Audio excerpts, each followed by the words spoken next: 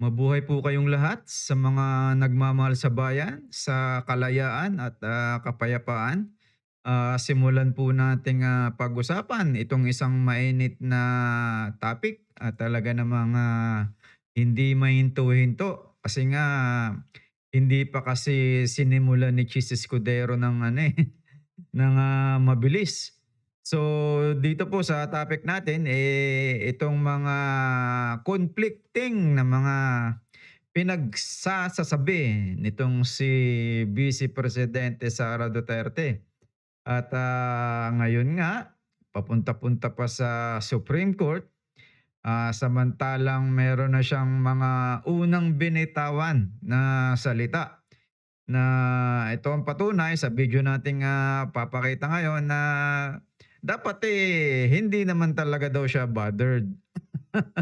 Ito, atin pong panoorin. Tingnan natin na kayo na po ang magbase kung ano mang kahulugan ang ibig niya sabihin, and then atin pong bigyan ng opinyon. Ano po? Tingnan natin. Ating panoorin. Nyo, mas masakit pa ang maiwanan ng boyfriend o girlfriend kesa ma-impeach ka ng House of Representatives. Wow naman. Talagang baliwala lang pala sa kanya bilang vice presidente na i-impeach siya ng Kongreso. Walang kwenta sa kanya. Walang kwenta sa kanya kasi hindi naman talaga niya mahal yung bayan. Ba, hindi naman niya talaga mahal ang Pilipinas China yung mahal nila. Hindi naman niya mahal Kasi kung mahal niya, ipaglalaban niya ang Pilipinas, yung posisyon niya. Kasi hero siya dito 'Di ba? Bayani siya dito sa Pilipinas kung talagang mahal niya yung bayan. Kaso balewala sa kanya kasi nga wala sa kaibuturo nung puso niya na talagang natulong siya sa Pilipinas, sa mga Pilipino, sa sambayanan, 'di ba? Imagine niyo sabihin niya yan na parang i-compare lang sa isang love breakup. Biro mo yun na mas masakit pa daw yun. Aba, biro mo yun papaano magiging ano yun, mas masakit pa yung breakup, ikaw ay opisyal ng lipunan ngayon, ikaw ay nakapag-break up sa Pilipinas, hindi ba mas masakit yun? Pa papaano magiging mas masakit yung hindi ka yung nakipag-breakup ka sa isang kalaguyo mo o boyfriend mo, kasintahan mo. Mas masakit yung yung humiwalay ka sa bayan mo, sa mga kapwa mo Pilipino, kalahi mo, 'di ba, kung talagang kalahi mo man. Oh, ay sasabihin mong mas masakit yung breakup ng love life, hindi. Mas masakit yung ikaw niyurakan mo ng parang binalewala mo yung posisyon mo. Kasi nga, wala sa kaibuturo ng puso mo, wala diyan sa iyong kokote ang tunay at dalisay na pagtulong, dalisay na pagmamahal sa bayan. Kasi nga, influensyado ka ng ama mo na maka-China.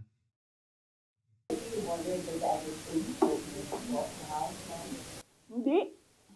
Ah, hindi. I'm not at all bothered. Mhm. I am bothered na gusto nila i-frustrate ang pinili ng mga tao na maging vice president, all because of power and politics. Pero kung ako lang, ulitin ko lang ha, unang-una, hindi ko gusto tumakbong president. Buti na lang, hindi ka tumakbong presidente. Kasi talagang lalong mas malaking pera ang mawawala sa confidential funds. 'Di ba? Gagamitin mo lang 'yan na mga kung saan ninyo inilalagay ang perang 'yan, sa mga bangko, 'di ba? Mga nakapangalan sa ibang tao, 'di ba? Ganyan ang mga paraan ninyo mga dummy account, 'di ba? Nasa ibang tao. Di ba nga, kaya nung tinanong ako ng magkapatid na Marcos, ni BBM at ni Senator Amy, kung tatakbo ako, diretso kong sinabi, January of 2021, sabi ko sa inyong lahat, hindi ako tatakbong Pangulo. Totoo yun. Salamat. Tapos, hindi ako tatakbong Vice President. Kasi hindi naman napag-usapan yon before the deadline of filing of candidacy. Hindi Mhm. napag-usapan ang pagiging Vice Presidente. Kaya tumakbo akong mayor. Kasi ano bang pangarap ko sa buhay? Maka 3 consecutive terms na mayor ng Davao City. Yun yung pangarap ko. Oh, yun lang pala yung pangarap mo, maging, third termer na alkalde ng ano, tumigil ka na, bumaba ka na diyan. Yun lang pala pangarap mo, eh. Tapos, pagkatapos ng Oh, filing of candidacy, lumapit na sa akin yung magkapatid na Marcos. Sabi nila, hindi kami mananalo kung kalokohan mo. hindi mo tutulungan kami sa Mindanao at sa Visayas. Nung nanalo nga si BBM, 14 million na yun, yung sa Vice President. Oh, biro mo yun, 14 million na yun. Si Leni Robredo is lamang lang ng parang 250,000. Oh, ano pa yun, hindi pa ang social media nun, sabihin natin mahina pa ang, spread ng news nun, 'di ba? Ngayon talaga napakabilis at lahat lahat may cellphone. Oh, papaano yun, may pundasyon na agad si BBM na 14 million. Papaano sasabihin mo na walang mahina siya? 16 million nga lang yung tatay mo, eh. Oh, 'di ba? 2 milyon lang ang pagitan nila. Oh, papaano mo sasabihing mahina? Ikaw talaga, Sarah. Sabi ko sa kanila, okay, sige, dahil maraming big ticket projects si Pangulong Duterte sa Davao City, sa Mindanao at sa ibang lugar pa ng ating bansa na gusto Wala. nating mapatuloy. Kaya nga, di ba, tumakbo kami on the platform of unity and continuity na hindi natin nakikita ngayon na saan na yung mga big ticket projects. Wala na lahat. Unappropriated. Hindi unappropriated yun, siraulo ka talaga. Yung mga projects na yun, yung 100 projects ng tatay mo, ang dami dun, ibinigay kay BBM, 'di ba? Mga ano na yun, mga tapos na ang sabihin natin na kontrata nung mga yun. Talagang nakaset na yung mga pondo dun. Ang nangyari, marami hindi tapos. Oh, sinimulan nung tatay mo yan ng 2017 kasi meron nga siyang 100 project list. 40% pa lang ang natatapos doon. Sasabihin mong madaming project. Kalokohan mo. Inamin na nga ng tatay mo nung isang araw, na sabi niya, alam ko na mas magaling sa akin ngayon si PBBM. Oh, kaysa dun sa nakaraan na maraming nagawang mali. Yung sabi ng tatay mo, maraming nagawang wrong. Oh, inaamin na ni Digong na mas magaling si PBBM sa kanya. Ay, puro ka namang bubulaan, Sara. Lahi kayo ng bulaan. Oh, so, pagpaalisin nila ako dito, or impeach nila ako, hindi Oh, kawalan sa akin ang ayun. posisyon na Vice President. In the first place, hindi ko naman gusto tumakbong Presidente. Hindi ko gusto tumakbong Vice President. Tumakbo lang Ayun. ako dahil kailangan mapatuloy yung development projects sa Mindanao, sa Visayas, at sa Luzon. At naisip ko at that time, if I am Vice President, patututukan yung mga proyekto. Maraming projects dito sa Luzon. Ano pa, ah, nagpatuloy yan dun sa panahon pa ni Pinoy. Panahon pa ni Pinoy, marami sa projects ni Pinoy, itinuloy ni Duterte lang. Ngayon, nagmumukha ngayon kay Duterte. Sa kanya, sa kanya ngayon nalipat yung pangalan. Na yon na okay, wala na rin lahat ngayon dahil unappropriated na sila lahat. Si Pinoy nga, nakapag-iwan siya ng surplus budget, eh. Tatay mo, nangutang ng 7 trillion. Kulang pa. Kulang pa rin. 40% pa rin na projects ang natatapos. Paano ba gayon? Eh, saan niyo dinala yung pera? Nung pandemic na lang bilyon-bilyon ang naibigay kay Duque. Ginawa ka ng tatay mo. Bilyon pa rin, mismanage pa rin kung sinong mga kontraktor ang yumaman dun. Pambihira. Kung sino-sinong Chinese na pinagbibigyan ni Duterte ng projects, 'di ba? Napakadami nun, na dun lang naubos yung pera. Oh, wala ngayon, talagang hindi makita kaya nga ang Kongreso ay nagtanong dun sa project ng tatay mo. 7 trillion na utang nga. Oh, nasaan yun? Wala. Kurap, talagang napaka-kurap niyong mag-ama kaya hindi ka puwedeng maging presidente rin. Tama sabi ni Kong Benny Abante, mas worst ka. Of course not. I do not regret running for vice president. Kasi imagine ninyo, kung ako mayor ngayon at hinahabol-habol Puro kasi nila ako imagine, dahil alam nilang pwedeng tumakbo ito sa 2028. Diba? 'di ba? O, diba? 'Di So, ba? bakit ko nire-regret yan? Hahabulin nila ako. Alam nyo, kahit matanggal nila ako as vice president, hahabulin nila ako. Hindi ka na hahabulin. Mag-ano ka, magtinda ka na lang, mag-business ka na lang do'n. Papaano ka hahabulin, eh, hindi ka na naman makakatakbong mayor 'pag na-impeach ka. Wala na, tanggal ka na, hindi ka na hahabulin. Ano pang mapapala sa'yo, wala na. Basta matanggalan ka ng, right na tumakbo in public, 'yan lang mahalaga, 'di ba? 'Yan ang mahalaga. Until the day na maupo sila sa 2028. Ano? Ngayon na. Alam, mahirap sagutin ang 2028 kasi imagine ninyo, pagbaba ko dito, nahulog ako doon sa hagdanan. Hmm, 'Di ba? Eh namatay ako bukas. patay ka na naman. Sayang Puro yung paghahanda ko. Sayang yung paghahanda ko dahil ang layo ng 2028. Dapat magplano for 2028 sa eh, 2027. papaano kung namatay ka naman nung 2027? Eh, di gano'n din. Mahina talaga mahina talaga ako dito. Walang pagkakaiba 'yun. Kung 2026 ka naghahanda, 2027 gano'n din 'yun. Sayang pa rin 'yun. Kasi At fourth talaga quarter ng 2026. Wala akong planong ganyan. mahirap talaga. Yes, ma'am. Wala naman kaming, ano ba sinabi nila, huwag kami matakot. Hindi kami takot. Oo. Hindi kami takot. Sumasagot lang kami sa kanilang mga atake sa amin. At gusto lang namin ipresenta sa taong bayan ang isang perspective na Hmm. ginaganito kami dahil we are a threat politically and for power. Threat pala kayo.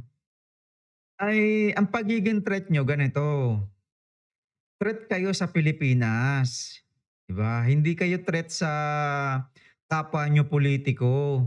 Kasi yung mga pulitiko, kapagka halimbawa, tulad mo, halimbawa vice president ka, a-align 'yan sa'yo, eh. A-align 'yan sa'yo. Kung ano man yung gusto niyang pabor na hingin sa'yo, yun ay mas mabuti sa kanya, 'di ba, na umalign sa'yo. Pero yung sasabihin nila na threat ka, eh, hindi yun actually threat sa kanila. Nakita nila, naunawaan nila, nabuksan ang isip nila na threat kayo sa bansa, 'di ba? Yan ang totoo. Hindi kayo threat sa kapwa politiko. Threat kayo sa buong bansa sa ginagawa ng tatay mo, 'di ba? Yan ang tunay na threat, 'di ba? Kaya kayo, na kayo, kumbaga naka-label na kayo na number one enemy. Number one enemy na kayo ng bansa, 'di ba? Hindi na Hindi lang basta kriminal ang tingin sa inyo ngayon, 'di ba? Wanted na talaga kayo na gusto kayo ng tao na makulong, 'di ba? Bayaran niyo yung mga pamilya na nawalan ng mga kamag-anak dahil do sa drug war niyo. Dapat managot kayo diyan, 'di ba? Bigyan niyo sila ng alam mo yun, yung danyos. Kasi yung drug war, maraming talaga napakamaling ginawa ng ama mo. Napakadaming mali. Yung bagang i-treat niya yung isang drug addict as kriminal agad, 'di ba? Na parang napakasamang tao agad, 'di ba? Tulad nung isang araw, yung isang babae na nagpapakita daw na siya ay nagamit nung pinagbabawal na gamot. Oh, ano yung ikinatwiran niya sa pulis, 'di ba? Marami siyang ano, problema, 'di ba? Pinansiyal. Oh, kaya imbis na nagnakaw siya, ano niya, yung sarili na lang niya ang parang binibigyan niya ng ano bang na tawag dito, parang iniiwas na lang niya na isipin yun, 'di ba? Sa droga na lang siya mag-focus. Sa droga na lang yung parang pampawala ng problema niya, oh. Hindi masamang tao yun, 'di ba? Kaysa mandukot siya o magnakaw siya o sumali siya sa mga kung ano mang illegal, yun na lang ang naging paraan niya, 'di ba? Para mawala yung nakakairita sa isip niya na problema. Mas maganda pa nga yung ginawa niya, eh. Kasi imbis na natuto siyang mambudol dahil yun nga para magkaroon siya ng pera, gano'n na nga lang. Kumbaga hindi naman siya ano na namemerwisyo ng ibang tao, kayo nangbudol kayo ng maraming tao, ang dami niyong pinatay. Oh, kaya malaking pagkakaiba ninyong dalawa. Kaya hindi niyo dapat tini-treat agad yang mga drogista na kriminal, 'di ba? Ano 'yan, talagang may mga problema lang yang mga 'yan kaya nakakapasok diyan, 'di ba? Meron diyan tamad, tamad magtrabaho, oh. Meron diyang, may mga mabibisyo, 'di ba, na parang mayaman nga, bisyo naman yung hangad sa buhay, 'di ba, layaw, oh. Kaya nakakapasok sa droga pero hindi masamang tao yung mga yun. 'Di ba, mayayaman sila gusto lang nila anong tawag dun, entertain yung sarili nila, mag-marijuana o magdroga, pero mayayaman. Hindi masasamang tao o kriminal bang male-label mo yung mga yun? Hindi, 'di ba? Gano'n kaya nga maling-mali ang ginawa ng ama mo, 'di ba? Hindi tayo naka-support diyan sa droga. Ang sino-support natin ay yung matulungan yung mga taong bakit sila nakakagamit ng gano'n. Kasi meron ngang problema yang mga 'yan, madami, pamilya, iniwan siya ng asawa, namatayan siya ng anak, ng ina, 'di ba? Nawalan siya ng mga ari-arian, nasunugan, hindi kinakaya nung isip niya. Oh, kaya nakakapasok sa gano'n. Yun kasi yung paraan na lang para makatakas dun sa problema, eh. Pero hindi sila ano, hindi sila nananakit ng ibang tao o nangho-hold up sila, 'di ba? Hindi sila napasok sa illegal na yung ibang tao, napeperwisyo, hindi gano'n, 'di ba? Kayo ang ginawa ninyo mas matindi, 'di ba? Lampas-lampas sa langit ang ginawa niyong karumal-dumal sa Pilipinas, oh. Kaya ikaw, papunta-punta ka pang Supreme Court, sinabi mo naman na hindi ka bothered. Ba malaking problema sa ano 'yan, sa pag-iisip. Hindi na ano, hindi na maganda yang puro kontrahan ang sinasabi mo talaga, Sarah, 'di ba? Hindi ka bothered, ayaw mong tumakbong bise, tapos ayun, suguro ng mga abogado mo sa Supreme Court, ano lang 'yan, ganito lang 'yan, 'di ba? Ikaw, dapat mong maunawaan na 'pag na-i-file yang ano, yang, articles of, impeachment, meron diyang may constitutional duty, 'di ba? Meron diyang mga tao na kikilos para dun sa proseso.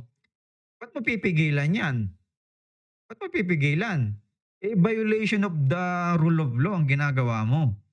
Hindi lang basta violation of, rule of law, 'di ba? Ang nangyayari pa diyan inaabuso mo ang, kapangyarihan mo bilang presidente. Para bang gusto mo, eh, presidente ako, 'di ba? Tigil yung proseso. Oh, 'yan ang nape-perceive ng mga tao, meron kang abuse of power. Imbis na i-allow mo yung due process, eh, mag-u-use ka ng mga legal tactics to evade scrutiny, yung, pag, ano sa'yo, pag, kaya nga, pag, alam kung may ginawa kang kamalian, i-scrutinize ka, takot ka diyan, 'di ba? So 'yan yung ano, 'yan yung lumalabas, ang obstruction justice, 'di ba? Political process 'yan, eh, bakit mo hinihinder? Bakit mayroon kang pagharang do sa legal, mechanism? Oh, eh, ano ka, sinu-suppress mo yung investigation dahil nga alam mo yun, dahil nga ikaw ay guilty. Takot ka na mag-face ng, mga prosecutors mo. Oh, madami kang ina-avoid na proseso. Oh, sine-circumvent mo yung ano, yung, batas, binabaluktot mo. Oh, kaya nga ano, yung pagtanggi mo, ay yang pagpunta-punta mo sa Supreme Court, eh, yan pa lang, ano yan, parang ano na yan, yung circumstantial evidence of guilt. Guilty ka na agad diyan. Ina-avoid mo yung prosecution, 'di ba? Eh, yan yung logic diyan, napakasimple, 'di ba? Ang isang inosenteng tao, wine-welcome niyan ang isang, ikinaso sa kanya, 'di ba? Yung investigation para ma-clear yung pangalan niya. Ang taong may kasalanan, nag-a-avoid 'yan ng, kung anumang investigasyon, 'di ba? Ina-avoid 'yan. Oh, anong tawag dun, ang gagawin mo pa sigurado sa mga susunod na mga ano mo, mga gagawin mo, po-provide ka ng, ng mga legal defenses na basta yung pagpapatigil ng proseso, marami pang technicalities na siguradong gagawin ka, eh, 'di ba? Eh, ano 'yan, ang, sinisignal niyan, eh, mahina ang depensa mo, 'di ba? Hindi mo kayang, i-prove yung iyong innocence, ha? Eh, yung pagtitiwala sa'yo ng tao wala na, talagang ano na na-erode na yung, image ng Office of the Vice President dahil sa'yo. Yung public official na alam mo yon dapat, eh, nag-i-exist na umiiral para sa tao, eh, ina-attempt mo na i-block yung proseso na magse-serve sa interest ng mga tao na ikaw ay alam mo yon maimbestigahan. Oh, yang ano, eh, yang position mo, social contract 'yan. Nakakontrata ka lang diyan ng ilang taon, 'di ba? Hindi mo 'yun dapat aabusuhin. Dapat meron ka diyang virtue, 'di ba? Yung kagandahang ano bang tawag do'n, mga virtue, yung honesty, yung tawag dito, yung dapat naka-ano ka, naka-ano yung justice sa'yo, naniniwala ka na merong justice. Kaya lang, eh, dahil nga pinipigil mo, eh, kaduwagan, 'di ba? Saka dishonesty 'yan. Ino-oppose mo yung expected namin na dapat mong 'wag gawin, 'di ba? Na isa kang kagalang-galang na leader, kapani-paniwalang leader, isang, virtuous leader. Oh, hindi mo ginagawa 'yan, 'di ba? Kaya yung pag-avoidance mo, eh, ano lang 'yan, lalo mo lang pinapalakas yung perception of guilt, 'di ba? Ano 'yun, yung tawag dun, yung parang, flight equals guilt principle. So, yung mga tao na naiwas sa mga legal proceedings, eh, laging nakikita yang mga 'yan na guilty. 'di ba? Kung ikaw ay confident na inosente ka, malinis ang iyong mga track records at iyong mga naging desisyon nung ikaw ay vice presidente, ano ka pa-participate ka ng aktibo dun sa proseso ng impeachment kaysa yan ay iyong, gawan ng kung ano-anong pagsusupres, 'di ba? Kaya hindi mo dapat, dinudumihan, yung public perception sa'yo at yung alam mo yun, tiwala ng publiko. Kasi yang iyong posisyon na yan, yung katapatan ang nagbibigay sa iyo, 'di ba, ng kredibilidad. Oh, 'yan ang talagang dapat mong anuhan, 'di ba, tungtungan.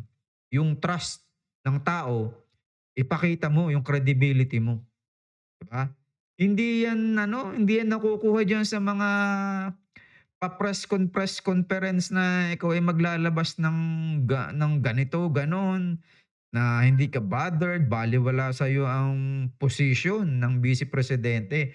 Eh, ano na 'yan, na double standard na 'yan, 'di ba? Na ikaw kung naniniwala ka sa accountability, 'wag mong gawin na kung sino yung parang nag-aakusa sa'yo, yung mga political opponents mo, gagawin mong accountable din sila. Eh, hindi. Ipakita mo sa kanila, sampalin mo sila ng katotohanan na sila ay mali. Patunayan mo, mag-hire ka na ng napakagaling na lawyer, 'di ba? Kaya kunin mo sino bang mga lawyer na magaling diyan? Si Topacio, oh, sanay na yan sa ganyan, 'di ba? Itong si Salsanelo, oh, napakagaling na Salsanelo ng anong 'yan, lawyer na 'yan. So madami, madami ka ng ginagawang mga kabuktutan, mga alam mo tayo, double standards nga. Oh, yung mga pangangaral mo, kesyo gano'n nagde-demand ka ng mga discipline, 'di ba? Mga rule of law, eh, tinatakasan mo naman yung batas. So, ano 'yan, hindi mo mai-a-apply diyan sa ibang tao, 'di ba? Eh, puro ka na contradiction ang sinasabi. 'Di ba? Wag mong i-obstruct yung due process, 'di ba? Yun ay nagsa-suggest lang na kapag ikaw ay puro pangba-block, 'di ba? Pagpapatigil diyan, nagsa-suggest lang 'yan na ikaw ay guilty, 'di ba? Dine-demonstrate lang 'yan yung sinasabing, ikaw ay matapang, eh hindi. Pumapalpak yung ano mo, yung, sabihin nating tapang mo sa leadership. Oh, 'di ba? Kaya hindi puwede na sasabihin mo na yung ikaw ay innocent, natakbo ka naman. Ay hindi gano'n. Dedepend mo yung sarili mo ng malaya. 'Di ba may mga lawyers ka naman, eh, ganyan naman. Labanan lang naman ng mga argumento 'yan, eh, oh. Magtiwala ka na sa lawyer mo na poprotektahan yung katotohanan mo. Oh, 'di ba? Eh, ano pa, ilabas niyo lahat, 'di ba? Lahat ng puwede niyong ilabas na resibo, pamula pisong resibo hanggang 500 million na resibo kung meron kayo. Eh, masasampal mo ang mga prosecutors mo niyan kung meron nga kayo, 'di ba? Natatakot ka nga kasi nga wala kayong ganyang resibo. Kaya imbis na kayo ay mag-fight, kayo ay nag-flaplight. Kasi nga ano, eh, ang perception na nga kasi ng tao sa inyo, eh, meron na kayong ano, ano ba tawag dun, na parang guilty mind, 'di ba? Guilty mind na nagre-refer dun sa isang tao na kapagka siya, eh, may ginawang mali, ang ginagawa ng taong ito ay siyempre siya ay natatakot, 'di ba? Minsan ang nakita natin na si Sara Duterte ay parang paranoid, defensive, 'di ba? At, marami siyang nitong huling interview niya, 'di ba? Yung sabi niya, "Ay, ito lang ang, ito lang ang dapat kong basahin." So, secrecy.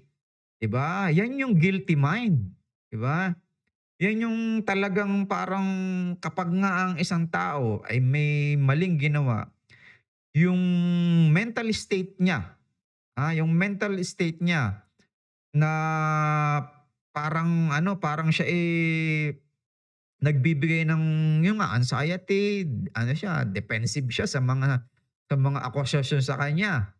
Oh, iniiwasan niya yung mga situation na kung saan, siya, tinatanong katulad nga nung huling interview sa kanya, yung kahuli-hulihan na ayaw niyang sagutin, 'di ba? "Ay hindi ko puwedeng sagutin 'yan, ito lang yung sasagutin ko yung nandito sa mga dala kong book."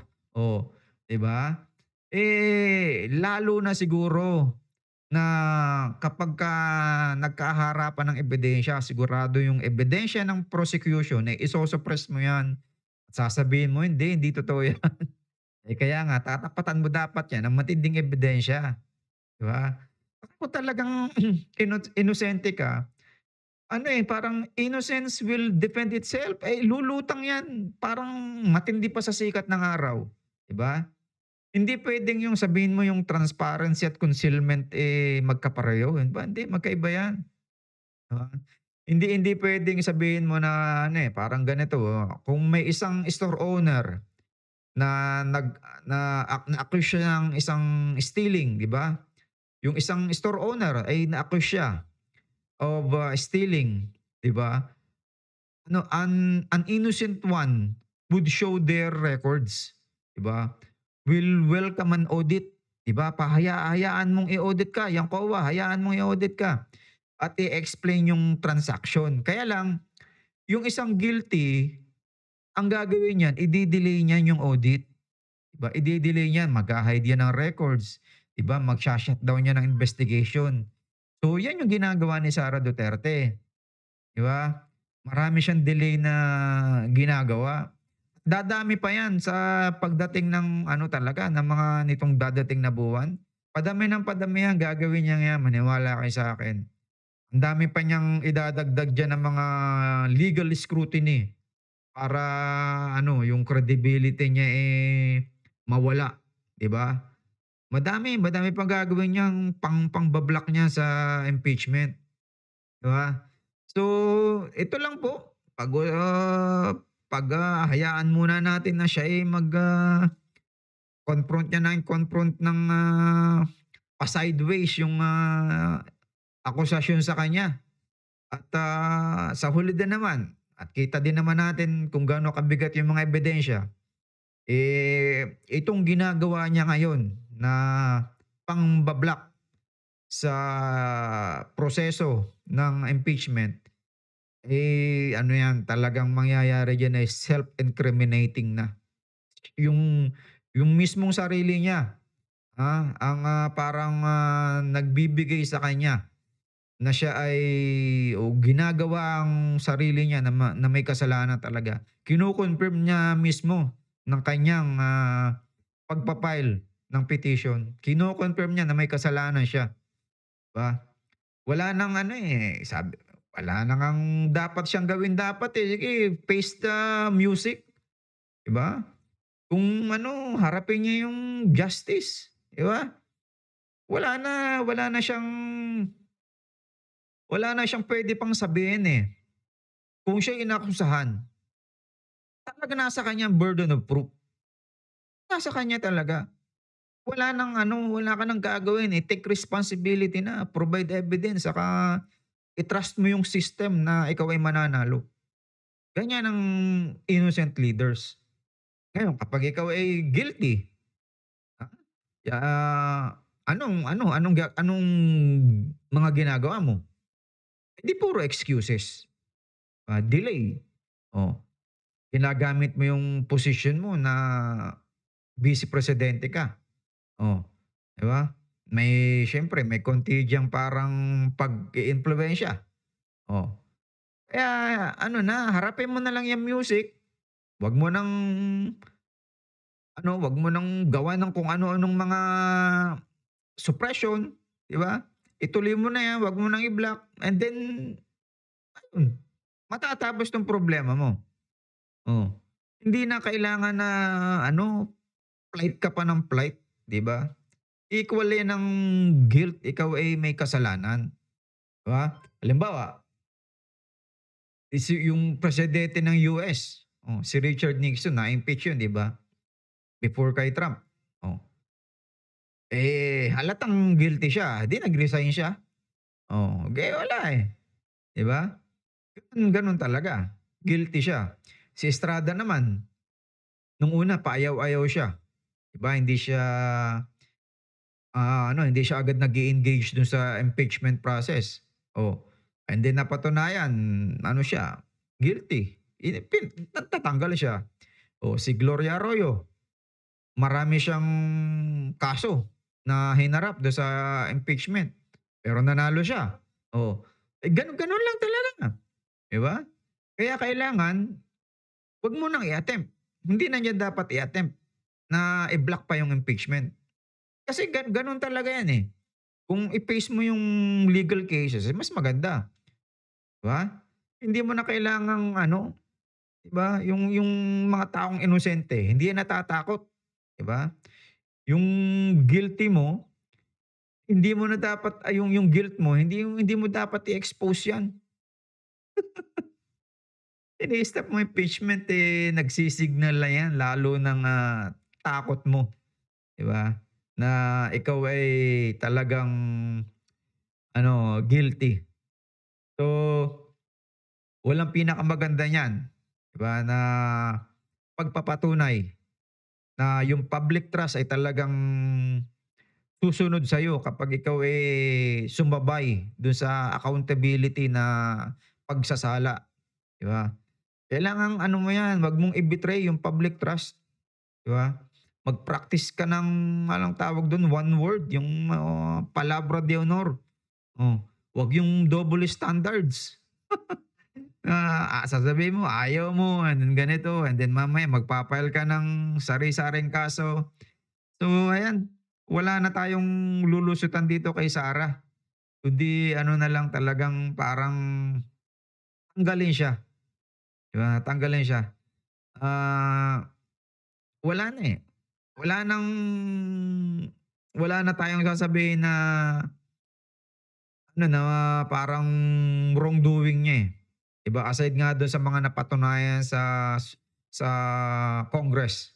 Yan na lang naman, kakaunti lang naman yung ano lang, sa 7 lang naman, Ma-prove ang isa dun, 'di okey na.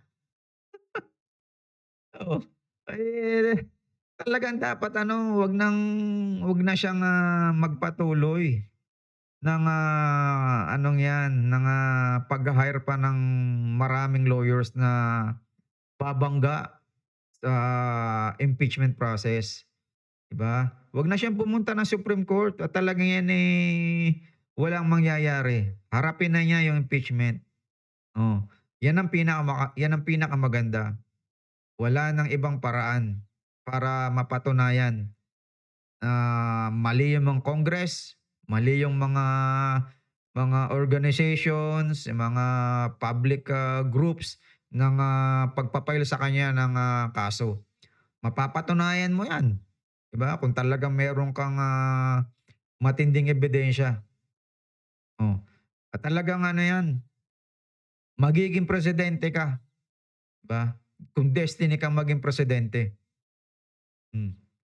Kung hindi, pasalamat sa Diyos. Hanggang dito lang po ulit at tayo siyempre kailangan natin talagang anuhan 'yan, opinyonan 'yan. Nakikisali tayo sa mga gulo at sa kung ano mga proseso. Kasi magulo na po ang Pilipinas at tayo, napakadami na dito sa bansa natin at kung may mga pang-aabuso pang mangyayari ay lalo na po tayong, 'di ba, lalong, gugulo.